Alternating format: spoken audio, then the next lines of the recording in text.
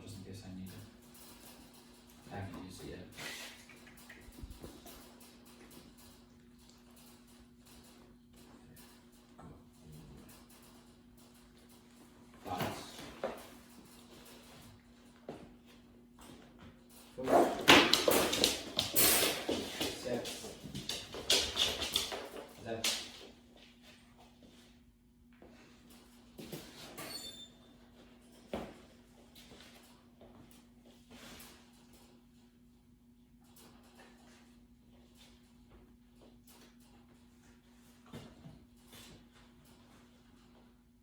No.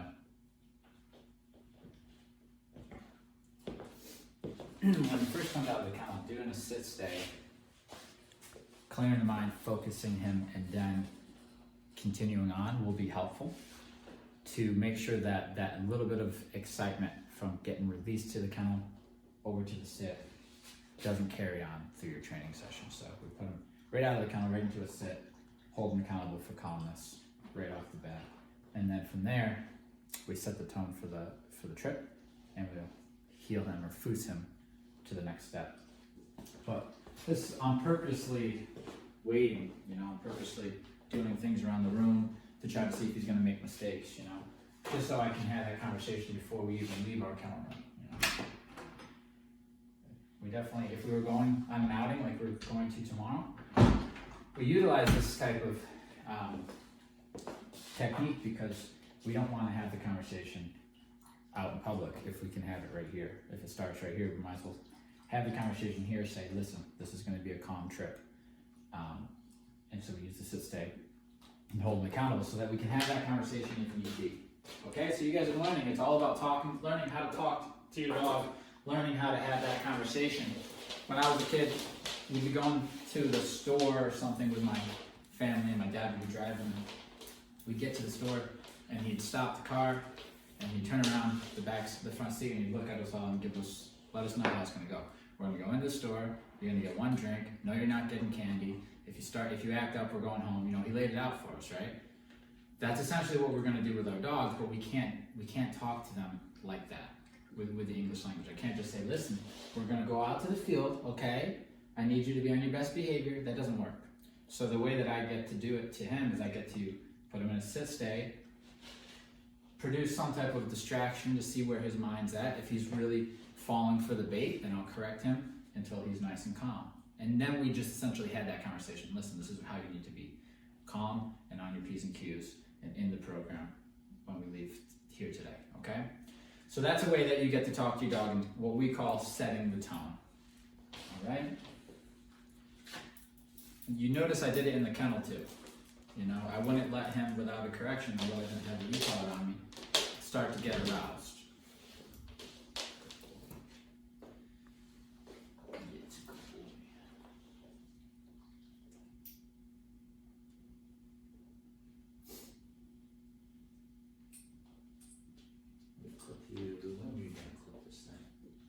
No, that's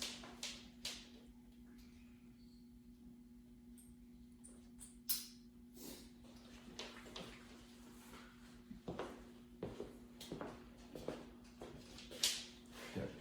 Clicked on the e-collar there. So it doesn't seem like we're doing much, but we are. This is a lot harder than you might think. Having your dog sit while you get them out of the kennel for the first time, opening doors, shuffling around, letting another dog in and out. It might not look like much, but try it with your dog at home, and I bet you that you have a hard time having them sit in one part of the room while you go around the room and doing other things, okay? So I clicked them there for that. So I'm just so you guys know, any type of losing focus, like la-da-da-da-da, what's over here, sniffing up at the food there, or too much of this looking around, that all gets corrected, okay? Like I said, we want centered, calm, and reading the situation. How should I be behaving right now? Probably calm, considering that we're just in the kennel room and we're getting ready to go for a hike. So I need him to have good judgment. So whenever his judgment starts to lean towards bad judgment, I correct and then bring him back to good judgment, which is always just being calm, okay? All right.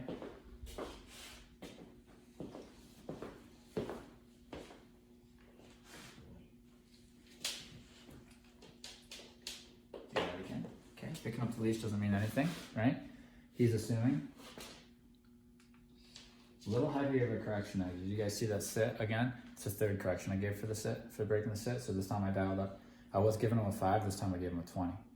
Okay? So, gotta make sure our numbers are appropriate. Good boy. Step by step, he's learning, he's literally relearning how to get out of the kennel. How to behave when somebody grabs the leash to take you for a walk. All these little things, if they were never put in his head when he was young, and in a way that he respected and trusted it, he's gonna get it at 3. Some dogs get it at 10. The first time they ever get this level of companionship is when they're 10, you know? And it's never too late, but it does get more difficult the older the dog gets. Good boy. Right there, correct? Can anybody guess why I corrected right there? We're going for calmness. When I said Foos, let's go. Stress young, but I'm still correcting because of the butt. I want that butt back and sit down. Now, this is a byproduct of being trained with really, really exciting rewards. So if you do command training with like a reward being tug or fetch or food, you got a dog who's really antsy to finish the command so that they can then get the reward. That's why you notice with us, we don't use those types of rewards. We use bond, companionship, and activities rather than toys, food, and well, I suppose we do use play too, but we don't use it like every rep, right? We use it after a good session or something, so that way the dog's not associating the command with, let's hurry up, let's do this, let's get it done, because there's an awesome reward waiting at the end. It creates an anxious mind with this type of work. Food. That's self-regulated a little bit. Watch his body language.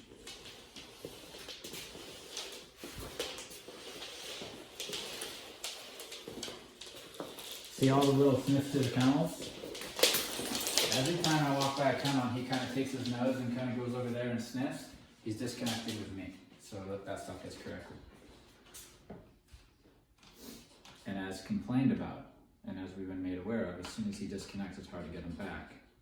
So you notice he disconnected a couple times, and now he's just kind of la la la la. Tap, he looked at me. Okay?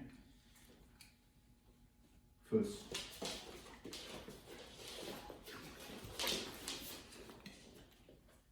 I'm correcting his mind. Foos.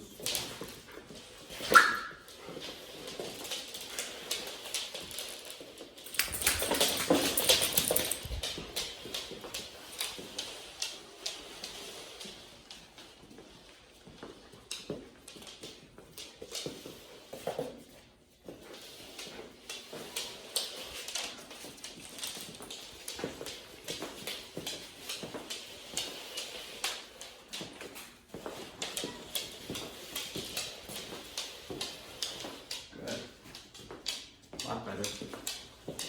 A lot more focus on me. Boy. So this is a similar thing that we do in a parking lot or something. We get the dog tuned in before we actually go in to the store. In this case, because he's kind of a severe case when it comes to anticipatory anxiety, I will do it just in the calendar before we even go out to a session. Because I want to make sure every step of the way he's practicing on regulating himself until it becomes default. Nice work, bud. Partially, it's not him being defiant. It's just him doing what he's programmed to do, what he's been allowed to do in the past, or even taught to do in the past. He's just doing that. He's just defaulting to what he knows, how he's been taught to react to his environment. So I'm stopping that and repatterning him. So that's why you're seeing a lot of it. It's not so much, if you notice him, he's not trying to be a rebel, okay? He's just programmed to be crazy. Okay? Again, what he's doing wrong here. What is he doing wrong here? Good.